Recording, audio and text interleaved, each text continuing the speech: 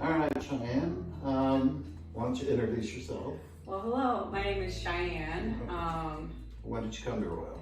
I came to Royal in August 2020 and I stayed through the full detox residential. I completed the 9-week program and then I went on to do the grad house program until January of 2021.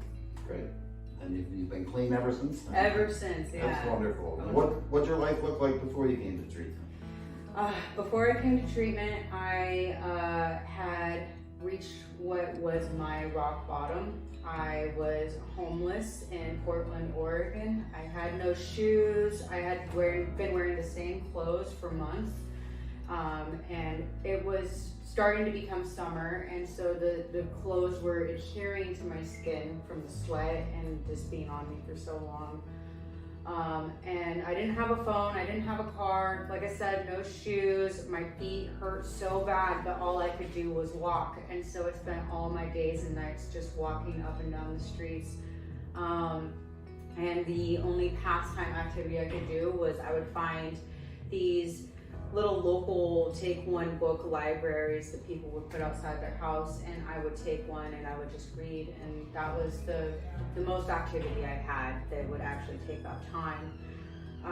It was miserable. My life was absolutely and utterly miserable, and the most miserable part about that was that I would walk down the street and people would walk onto the other side. Like, they would cross the street to avoid me. They wouldn't look at me. Nobody would talk to me. And so for months, I wasn't talking to anybody, and I got to a point where I was actually talking to myself and singing to myself to make myself feel a little safer.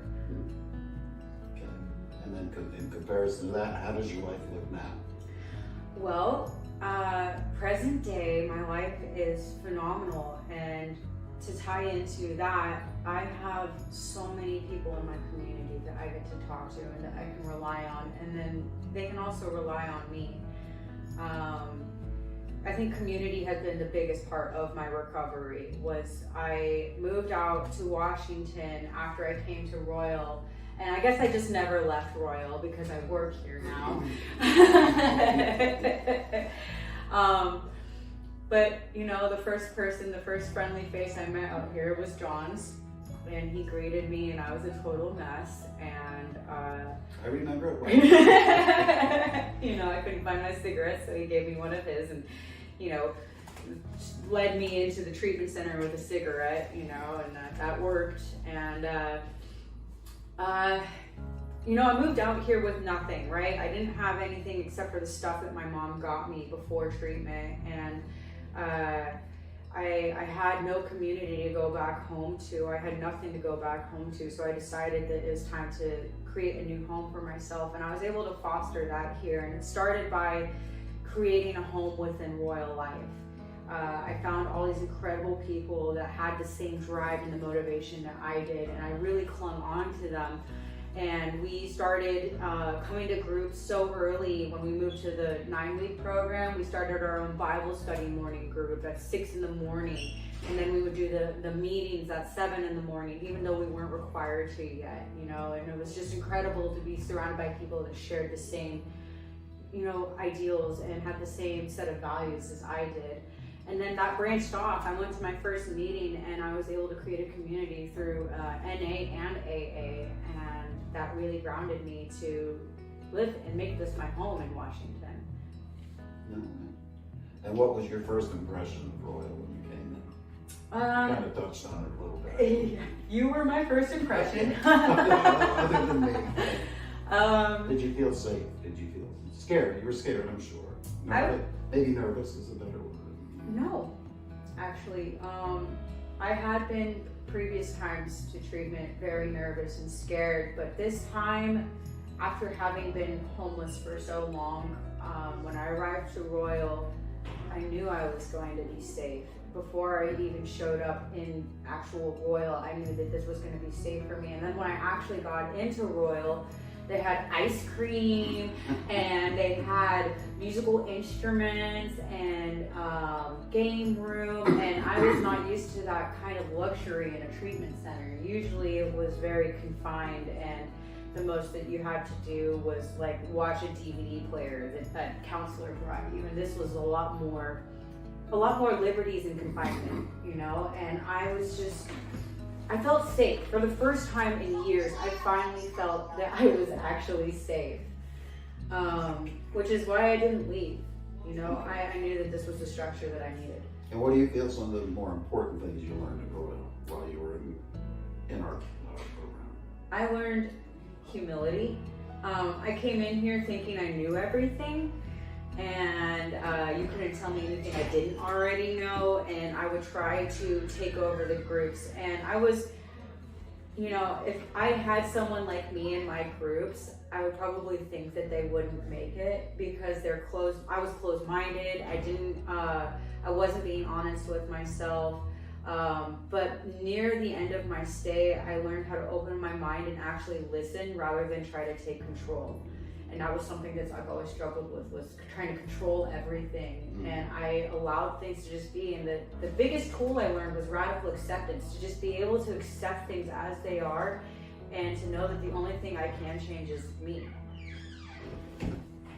And what do you said you've been to other treatment centers. What do you think set Royal apart from the other centers that you've gone through, the other treatment you've gone? I know exactly what it is. First off, spiritually, I feel connected to this program because of the sweat ceremonies that they did. I also feel more connected spiritually just because of the energy in the program, which is, I know it's weird, but it's not a stagnant, weird energy like I've been met with in most programs. It's very liberating. And the other thing, the more scientific aspect of it, is the way that it's structured. So you come in here and you do a 4 to 8 day detox, and then you're here for another 2 weeks, possibly 21 days. And you do that residential program. And then if you do the 12-week, or for me it was the 9-week program, you're set up in such a way where you're given a little more freedom at a time. And that setup right there allowed me to rewire my brain around triggers and to use coping skills with accountability. And the way that that is structured was perfect for me to be successful in treatment. Kind of a crawl, walk, and run. Crawl, walk, and run, because I had done, at one point I'd done 6 months in inpatient, and that, I relapsed right after that, you know, because I didn't have the accountability. It was a great program, and then also taught me living skills, and they helped me find a job, and they helped me get my license, and they helped me with all of this stuff that I needed to be an adult that I had never done before. Wonderful. Yeah. Okay. And what advice would you give someone who was considering possibly coming into Royal for treatment? The best piece of advice I can give is you would regret not going more than you would regret going. I couldn't imagine what my life would be like if I didn't go. I can't say that I would be here today. I can't say that I would be clean. I can't say that there would be any hope for a future. I'm so grateful that I surrendered and I just gave treatment a chance, that I gave Royal a chance, and I stuck with the program because my life is so much more different today, and Royal has never given up on me. All right. And I know that you work for us now. Yeah. That wasn't an immediate process. What drove you to do that? What was, how did you go about that process? Because I know you had a good job with FedEx, I remember that. Yeah. Well, actually, I decided that I wanted to work here once I saw how this facility was run. It's more real. It's very real. And I wanted to be a part of that, whatever it looked like. I had the drive after I went to the 9-week program, and I met some of the faculty there, and they were incredible, and they were motivating, and they worked a program, and they had all this spunk and this energy about them. I wanted that. And I was taught to follow the people that have what you want. And I just feel like now it's my purpose to give back what was freely given to me. You know, I need to become a part of the solution, and I've had that drive since I got clean. Well, thank you, Cheyenne. Yeah, thank you. I appreciate it. Yeah.